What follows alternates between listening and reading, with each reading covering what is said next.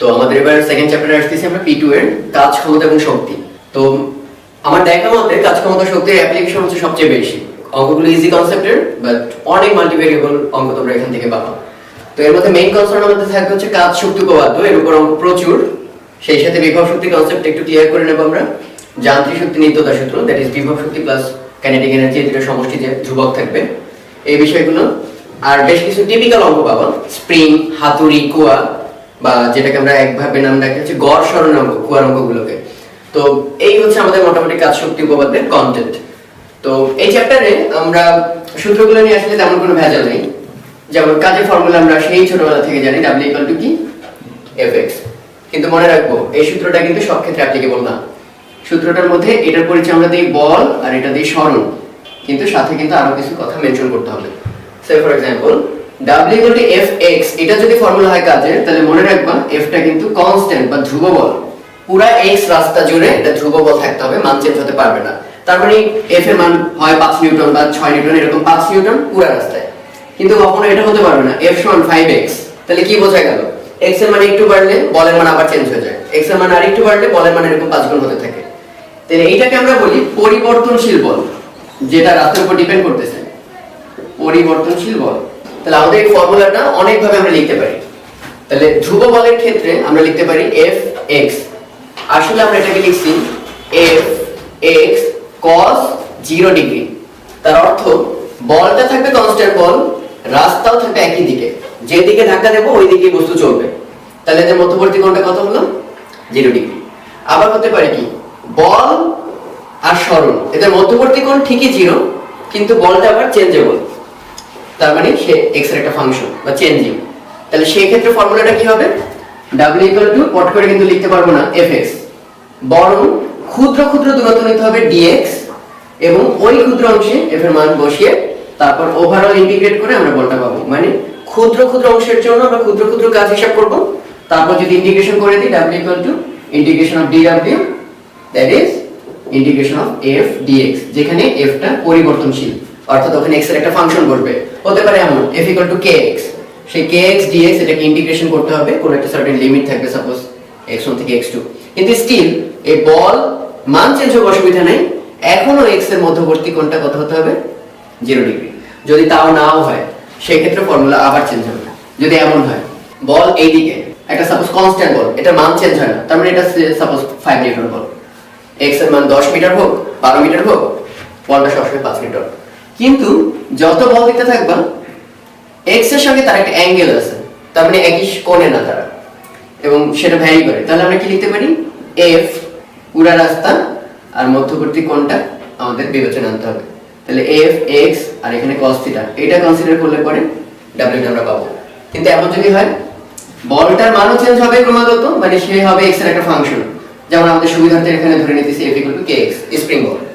আর সেই সাথে প্রত্যেক বিন্দুতে, সাপোজ এটা একটা উল্টাপাল্টা রাস্তা, তাহলে প্রত্যেকটা বিন্দুতে বলের দিক আর সরণের দিক, এদের মাঝখানে অ্যাঙ্গেলটা কিন্তু চেঞ্জ হচ্ছে, θ1 θ2, এখানে এখানে প্রত্যেক ক্ষেত্রে সাপোজ অ্যাঙ্গেলটা আলাদা, মানও আলাদা, দিকও আলাদা। তাহলে সেই ক্ষেত্রে ফর্মুলা হবে ওভারঅল, খেয়াল করো, W হবে ইন্টিগ্রেশন অফ f, যেটা আবার x এর উপর ডিপেন্ডেন্ট একটা রাশি, সাথে dx, এবং cosটাও ফিক্স না, cos 0 ডিগ্রি না, cos θ, সেই থিটাটাও changeable.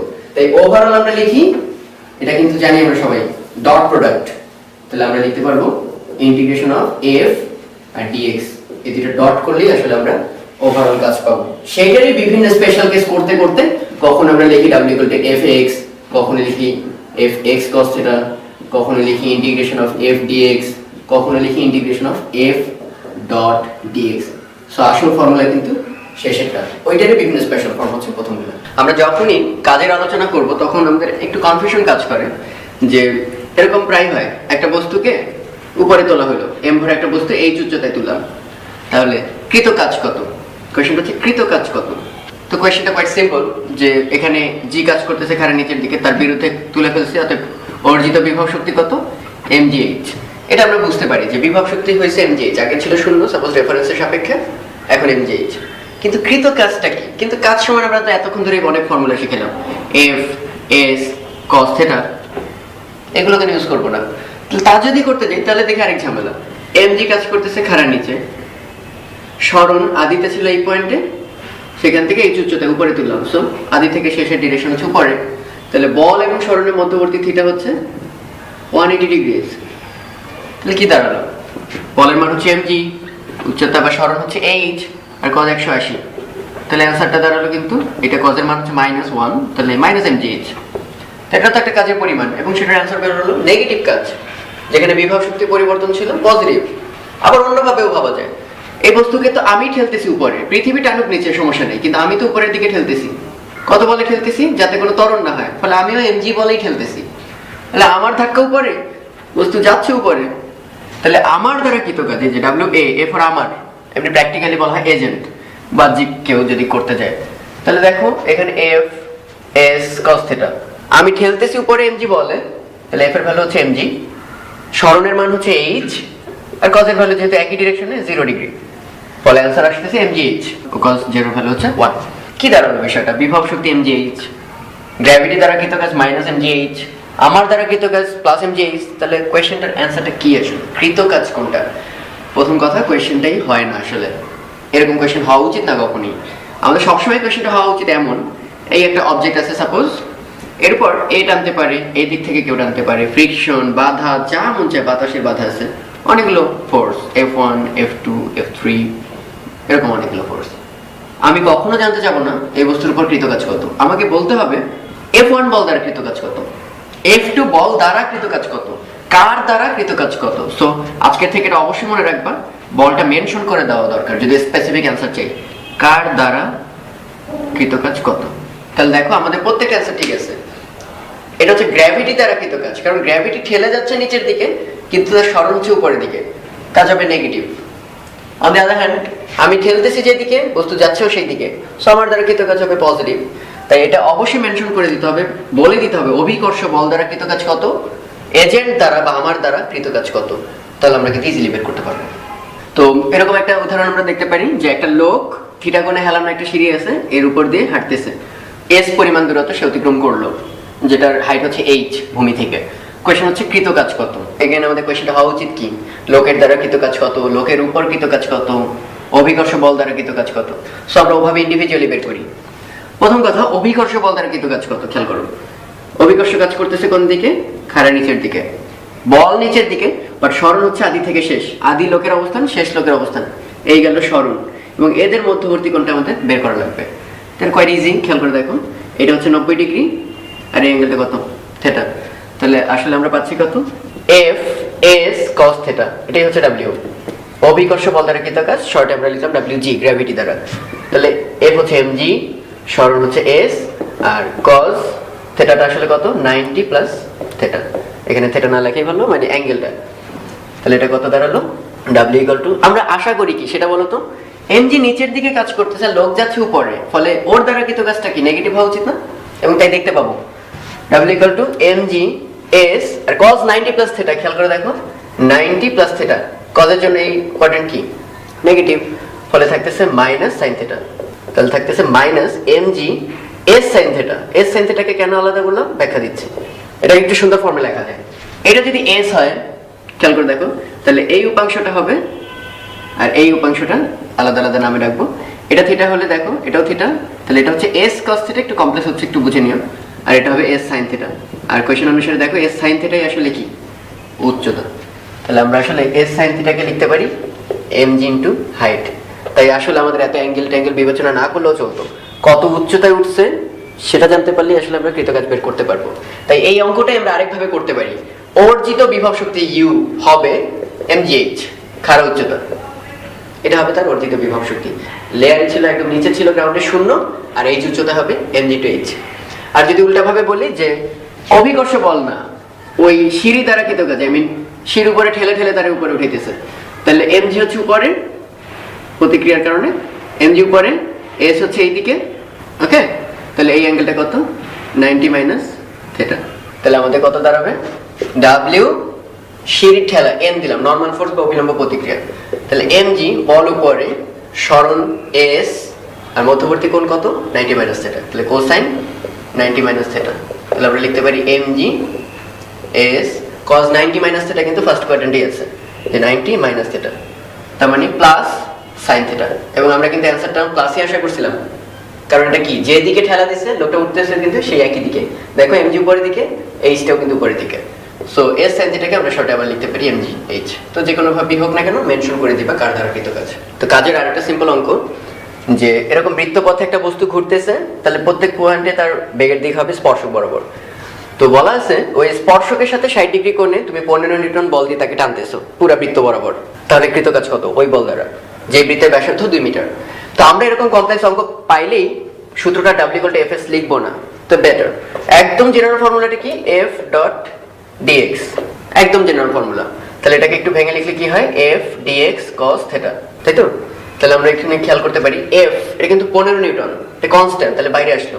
Okay, cos theta all the times থিটাটা কত বলে দিছে, স্পর্শকের সঙ্গে 60 ডিগ্রি, তাহলে আসলে cos থিটা এটাও কিন্তু কনস্ট্যান্ট এই অঙ্কের ক্ষেত্রে, সব ক্ষেত্রে না। তাহলে একমাত্র ভেরিয়েবল কি dx। তাহলে এই ক্ষুদ্র ক্ষুদ্র প্রত্যেকটা অংশের ক্ষুদ্র ক্ষুদ্র সরণ যদি যোগ করতে পারি, আসলে আমরা কি পুরো বৃত্তের পরিধিটা পাবো না? তাহলে আমরা লিখতে পারি f cos থিটা ইনটু তার পরিধি 2 পাই r। তাহলে এখানে সব জানি f হচ্ছে 15, cos হচ্ছে 60 ডিগ্রি, আর 2 পাই রেডিয়াস হচ্ছে 2, সলভ করে বের করে ফেলতে পারি। এখানে কৃতকাজের আরেকটা অঙ্ক, y অক্ষে হচ্ছে f মানে বলের মানগুলো, আর এখানে হচ্ছে x, কিন্তু এখানে দিকের কথা কিছু বলেনি, তার মানে আমরা ধরে নিতেছি এখানে বল আর দিকে একই দিকে। হ্যাঁ, তাহলে অ্যাঙ্গেলগুলো মেনশন করা থাকতো। তাহলে বল আর দিক একই দিকে, কিন্তু বলের মানটা চেঞ্জেবল। তো বুঝতে পারতেছি ফর্মুলা কি, W=f dx। f into x লিখতে পারবো না, কারণ সেক্ষেত্রে ধ্রুব বল হওয়া লাগে পুরো রাস্তায়, বাট এখানে ক্ষুদ্র ক্ষুদ্র অংশে এক একটা বলের মান, তাকে ইন্টিগ্রেট করলে কি পাবা, টোটাল কাজ। আর মনে আছে তো ইন্টিগ্রেশন মানে কি, ইন্টিগ্রেশন মানে ক্ষেত্রফল নির্ণয় করা। তাহলে আমাদের এই অঙ্কে আসলে এই লাল এরিয়াটা বের করে ফেলতে পারলে কাজের পরিমাণ পেয়ে যাবো। তাহলে প্রথম অংশে ক্ষেত্রফল 0, এই অংশের জন্য ক্ষেত্রফল কি, প্রত্যেকটা আয়তক্ষেত্র, সো কোয়াইট সিম্পল, এগুলো হচ্ছে 1 2 3 4। হ্যাঁ, তাহলে এতটুকু হচ্ছে 1, এটুকু হচ্ছে 10, তাহলে এতটুকুর জন্য ক্ষেত্রফল হচ্ছে 10 প্লাস এতটুকুর জন্য ক্ষেত্রফল কত, আবারও ভূমি হচ্ছে 1 আর হাইট হচ্ছে 20, তাহলে 20 গুণ 1। এরপরে ক্ষেত্রফল কত, -20, আর এতটুকু ক্ষেত্রফল কত, +10। তাহলে কি পাচ্ছি, 20 20 কাটা, 10 আর 10 20, তাহলে এত জুলই হবে কৃতকাজের পরিমাণ। তো এরকম একটা সুন্দর অঙ্ক আছে যে একটা লাঠি প্রথমে আছে ভূমিতে, তো সেখান থেকে আমি এটাকে খাড়া উচ্চতা নিয়ে আসলাম, কৃতকাজ কত। তো প্রথম দর্শনে মনে হবে যে লাঠিটা প্রথমে 0 উচ্চতায় আছে, আর লাঠিটা পরে h উচ্চতা আসছে, h হচ্ছে তার পুরো লেংথ, এখানে হাইট। তাহলে মনে হতে পারে কাজটা হচ্ছে mgh, কারণ আদি উচ্চতা 0, পরের উচ্চতা হচ্ছে h, বাট ঘটনা কিন্তু সত্যি না। এর অর্থ হচ্ছে সাপোজ লাঠিটা ছিল এমন, এই পুরো লাঠিটাকে ধরে যদি আমি এই h উচ্চতায় তুলে ফেলতে পারতাম, তাহলে আমার কৃতকাজ হতো mgh। তাহলে আমরা আসলে কি মিন করতেছি, আমাদের আসলে ঝামেলাটা হচ্ছে এখানে, আমরা যখন লাঠিটাকে এরকম করে খাড়া করলাম, তখন খেয়াল করে দেখো এই যে বিন্দুটা ছিল সেটা কিন্তু আগের জায়গাতেই আছে, এই যে বিন্দুটা সেটা হচ্ছে এখানে, এই বিন্দুটা আরেকটু উপরে, এই বিন্দুটা সবচেয়ে উপরে। তাহলে খেয়াল করো, এটাকে তোলার জন্য যে কষ্ট করতে হয়েছে, এটাকে তোলার চেয়ে তার চেয়ে আরেকটু কম, এটাকে তোলার জন্য তার চেয়ে আরো কম, এটাকে তোলার জন্য কোনো কাজই করতে হয়নি। তার মানে এভাবে সব কয়টাকে mgh বলে দিলে মিন করে, প্রথমটাকেও তুমি তুলছো h উচ্চতায়, পরের বিন্দুকেও h উচ্চতায়, এরকম লাঠিতে যতগুলো বিন্দু আছে সব কয়টাকে h উচ্চতায় তুলছো, ফলে তুমি লিখতে পারতেছো m1gh m2gh, প্রত্যেকটা h উচ্চতায় তুলছো, দ্যাট ইজ gh কমন নিলে m1 প্লাস m2 অর্থাৎ mgh। এটার মিনিং দাঁড়াতে এটা যে পুরো লাঠিটা ধরে তুমি h উচ্চতায় তুলে ফেলছো, কিন্তু প্র্যাকটিক্যাল যেহেতু আলাদা, এক একটা বিন্দু তুলতে এক এক রকম কাজ করতে হয়, তাই এখানে আসলে সরণ নিয়ে কাজ হবে না, গড় সরণ নিয়ে কাজ করতে হবে। তো আমি এই অঙ্কটার 3টা মেথড দেখাবো, নট নেসেসারিলি যে তোমাদের অ্যাপ্লাই করতে হবে, তোমাদের ডিফারেন্ট দৃষ্টিকোণ থেকে চিন্তা ভাবনা করার একটা সুযোগ আসবে। সবচেয়ে সহজ মেথডটা এখন দেখাচ্ছি, গড় সরণ।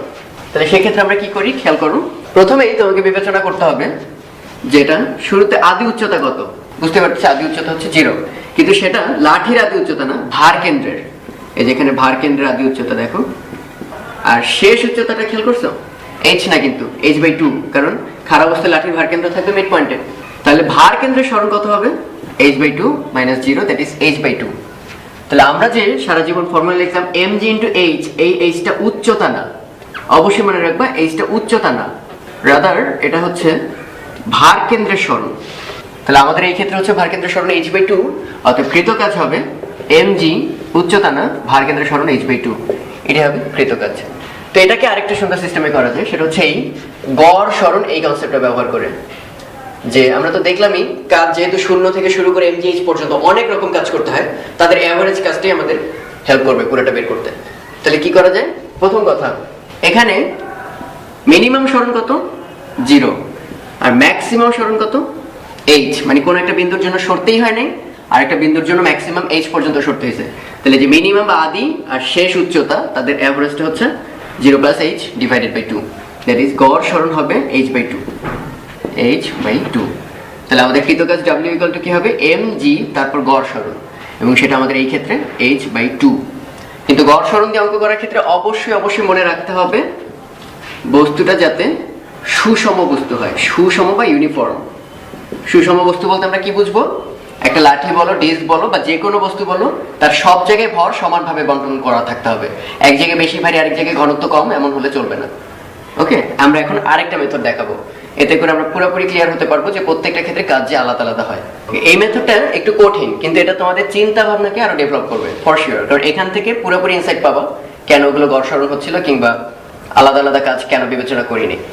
তাহলে খেয়াল করে দেখো, আমরা একবারে কাজটা করতে পারতেছিলাম না কেন? কারণ প্রত্যেকটা ডিফারেন্ট উচ্চতায় উঠছে, ফলে আমরা কেন বিবেচনা করতেছি না?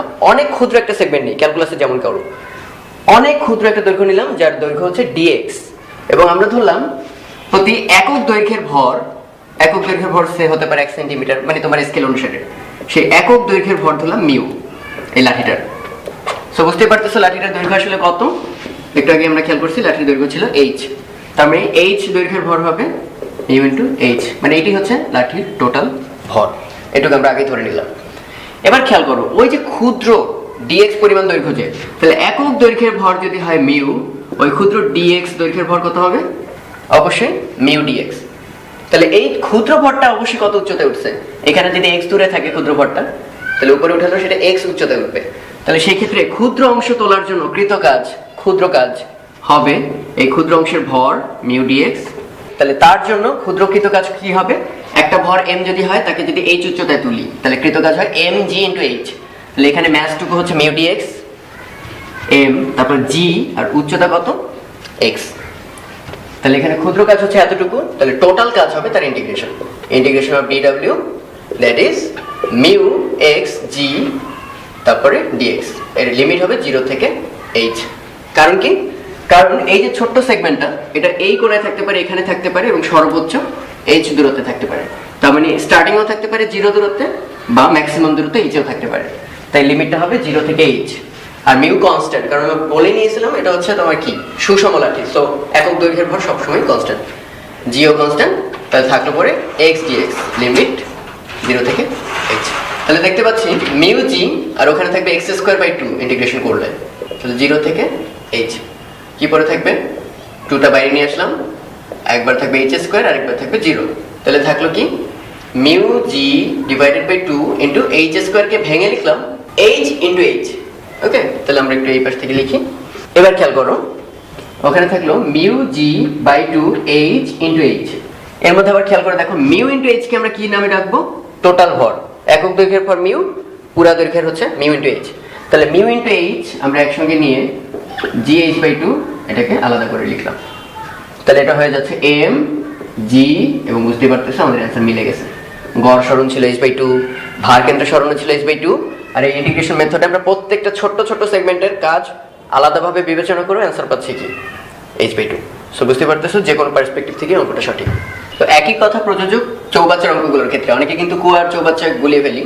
মনে রাখবা, কুয়ার ক্ষেত্রে হচ্ছে এই যে ছবিতে পার্থক্য বুঝতে পারবো, কুয়ার ক্ষেত্রে হচ্ছে পানি থাকবে একদম গভীরতায়, এবং পানির লেভেল কখনো নামবে না, আমরা গেস করে নেব। আর চৌবাচ্চাটা থাকবে পুরোটা ভরা, পুরা ভরা বলতে একদম তলায় থাকবে না আর কি, বিভিন্ন হাইটে থাকতে পারে, এবং সেগুলো থেকে পানি তোলার সাথে সাথে লেভেল চেঞ্জ হতে থাকবে। তো আমরা এখন যে অঙ্কগুলো করবো এগুলো চৌবাচ্চার অঙ্ক। কুয়ার চৌবাচ্চার সাথে মেইন ডিফারেন্সটা কোথায় খেয়াল করো। আমরা যখন বালতি দিয়ে কুয়া থেকে পানি তুলবো, তখন দেখো প্রত্যেকটা পানি কিন্তু আসতেছে এই এত উচ্চতায়, তার আগ পর্যন্ত কিন্তু আমরা কোনো হেল্প পাচ্ছি না, কারণ পানি এই লেভেলে নাই। একদম বালতিকে ফেলতে হবে এই উচ্চতায়, তারপর টেনে তুলে নিয়ে আসতে হয়। তার মানে এখানে প্রত্যেক কণার জন্য আসলে কাজ করতে হচ্ছে আমাদের mgh। তাই এক্ষেত্রে ফর্মুলা হচ্ছে সরাসরি mg × h। বাট আমরা যদি চৌবাচ্চার ক্ষেত্রে খেয়াল করি, তাহলে খেয়াল করো এই পুরাটা চৌবাচ্চা ভরা, প্রথম সারফেস থেকে পানি তুলতে কিন্তু আমাদের কোনো কষ্ট নেই, কারণ সারফেসে কাছেই আছে, ফলে এর জন্য কিন্তু জিরো কাজ করতে হচ্ছে। কিন্তু এই সারফেস থেকে যখন পানি তুলবা, আরো বেশি কষ্ট, এখান থেকে তুললে আর একটু বেশি কষ্ট, লাস্ট সারফেস থেকে তুললে পরে ওইখানেই একমাত্র কৃতকাজ হয়েছে তোমার এমজিএইচ। খেয়াল করছো আগে লাঠির অঙ্কটার অবিকল, কিন্তু প্রথম লেয়ারের জন্য কাজ নেই, এরপর আর একটু বেশি কাজ, লাস্টে একদম শেষে হচ্ছে কাজ এমজিএইচ। তাই তুমি কখনোই বলতে পারো না এক্ষেত্রে কুয়ার থেকে বা চৌবাচ্চা থেকে পুরা পানি খালি করে ফেললে কৃতকাজ ডাব্লিউ ইকুয়াল টু এমজিএইচ, এটা কিন্তু অন্যায় দাবি হবে, কারণ তোমার প্রত্যেক লেয়ারে এমজিএইচ কাজ কিন্তু হয় না। সো এটাও আমার সেই গড় সরণ দিয়ে করতে হবে।